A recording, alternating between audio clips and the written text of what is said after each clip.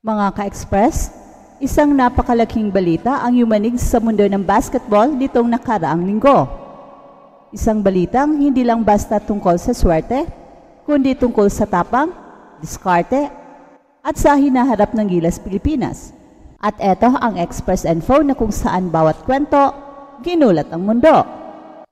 Isang gabi sa Al-Hazam, sa gitna ng tensyon at excitement ng FIBA World Cup Asian Qualifiers Draw, nag-cross ang kapalaran ng Gilas Pilipinas sa isang matinding hamon, ang tinatawag na Group of Death. Ka-express, hindi ito simpleng bracket, hindi ito ordinaryong laban. Ang Group B ay binubuo ng mga familiar at mapanganib na kalaban, Australia, New Zealand at Guam. At sa gitna ng lahat ng ito, isang pangalan ang muling naging sentro ng atensyon, Kai Sotto. Pero bago ang lahat, balikan muna natin kung gaano kabigat ang bracket na napasukan ng Gilas. Kung basketball fan ka talaga, alam mong ang Australia at New Zealand ay hindi basta-bastang kalaban. Ang Boomers ng Australia ay perennial contender sa international stage. Halos NBA caliber ang rotation, at ang Tall Blacks ng New Zealand, matitibay, mabilis at may disiplina sa bawat galaw. Well, sa totoo lang, hindi ito bagong laban para sa Gilas noong 2019 World Cup Qualifiers.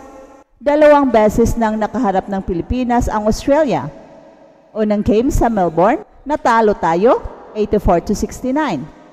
Pero ang hindi malilimutan ng lahat ay ang rematch sa Philippine Arena, isang game na nauwi sa Ramulan sa score na 89-53. Isang bangungot na nais ng kalimutan ng bawat Pinoy fan. Pero ngayong muling magtatagpo ang landas ng Gilas at Australia, isa lang ang tanong, handa na ba tayo? Well, sa kabilang banda, ang laban kontra New Zealand ay mas matimba ngayon. Nitong nakarang taon lang, ginulat ng Gilas ang buong Asia matapos nilang pabagsakin ang Tall Blacks 93-79 sa SM Mall of Asia Arena. Isang panalong nagpataas ng moral at nagpakita ng bagong anyo ng Philippine basketball. At ayon kay Coach Tim Cone, ang tagumpay na yon ay patunay na kaya nating sumabay sa elite level na competition. Pero ang wildcard dito, ang Guam. Oo, hindi sila kasing kilala ng Australia at New Zealand, pero hindi rin sila dapat maliitin. Alam niyo ba mga ka-express, nasa kanila si Jericho Cruz. Oo, ang parehong Jericho Cruz ng San Miguel Beer. Siya ang isa sa mga bumubuo ng gulugod ng Guam National Team. Isipin mo na lang isang PBA caliber player sa kabilang panig ng bakbakan. Pero sa kabila ng matinding pressure, nananatiling kalmado at positibo si Coach Tim Cone. Sa kanyang panayam matapos ang draw, sinabi niya, "First off, we had no control over what group we were drawn into. So it's not something we're going to regret or worry about." Ayon sa kanya, natural lang ang hirap ng draw, pero hindi ito dahilan para mawala ng loob. Dahil sa format ng qualifiers, magko-crossover din naman ang mga grupo, kaya't posibleng makaharap natin ang halos lahat ng top-tier Asian teams. Pero ka-express, ito ang twist. Sa gitna ng lahat ng excitement, pag-alala at paghahanda, may isang pangalan na hindi maalis sa bibig ni Coach Tim, Kai Sotto.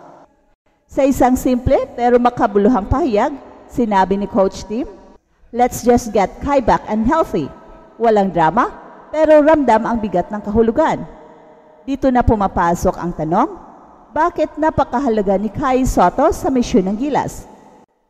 Ka-express, si Kai ay hindi lang basta 7'3" phenom, siya ang simbolo ng bagong henerasyon ng basketball sa Pilipinas.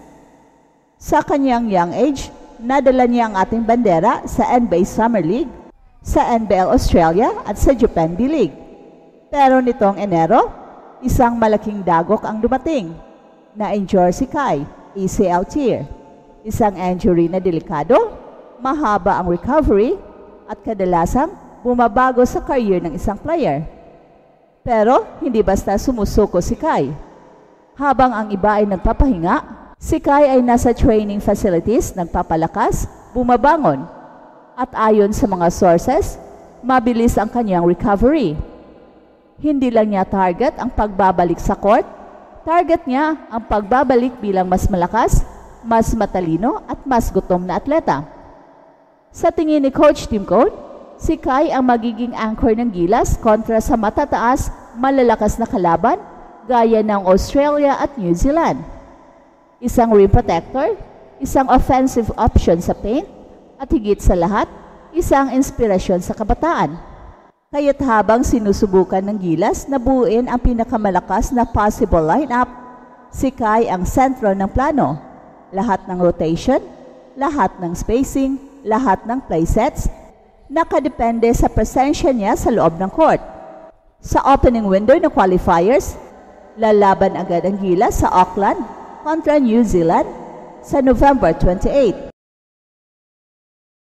Tapos sa December 1, balik Manila para sa home game kontra sa parehong team.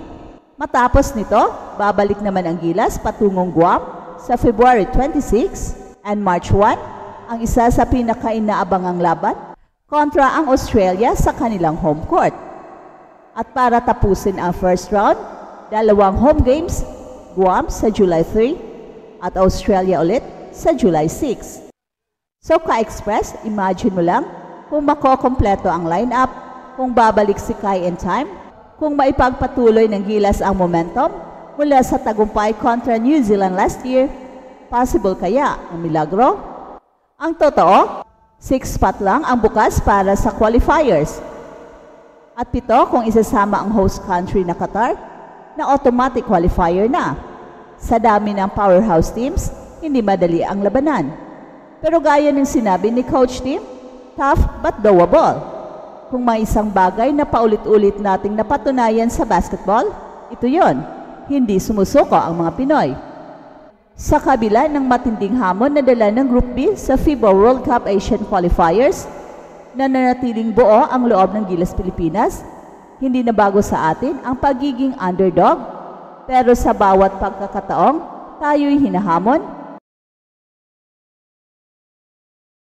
mas lalo tayong lumalaban. Ang presensya ng mga powerhouse teams tulad ng Australia at New Zealand ay hindi hadlang kundi isang oportunidad para patunayan ng Gilas ang tunay na lakas at puso ng mga Pinoy. Kaya mga ka-Express, sa mga darating na buwan, samahan natin ang Gilas sa bawat laban.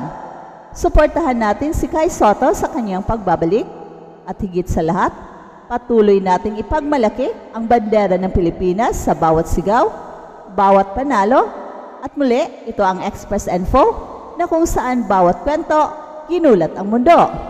So don't forget to like, share, and subscribe.